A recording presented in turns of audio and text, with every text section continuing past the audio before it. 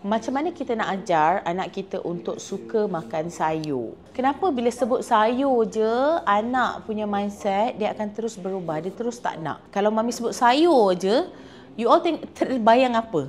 Terbayang warna hijau. Betul tak?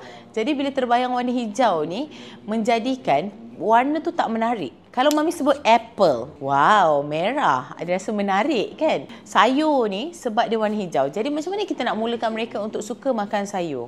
Kalau tanya mami mulakan dengan warna sayur yang lebih menarik.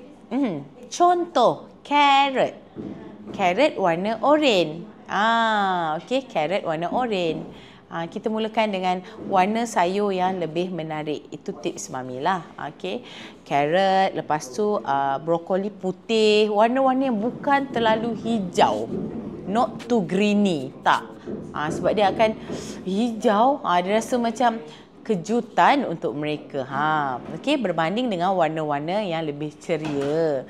Okey, itu yang pertama. Yang kedua, mami mulakan dengan saiz potongan sayur yang kecil-kecil. Kita tak terus bagi satu tangkai daun bayam tu ataupun bagi banyak portion dia, tak.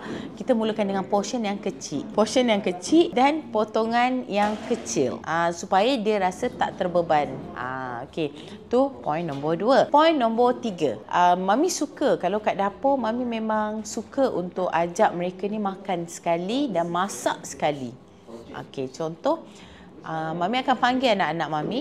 Okey, jom kita nak potong ni. Bagilah pisau biasa je, bukan pisau potong keras tu, tak. Pisau original, tak. Pisau plastik. So, diorang akan potong bentuk-bentuk sayur, apa sahaja mereka suka bentuk-bentuk tu, dan jom nanti kita masak. Daripada situ mami akan buat bentuk-bentuk ikut bentuk yang menyeronokkan supaya mereka lebih tertarik nak makan. Okey, tu point nombor 3.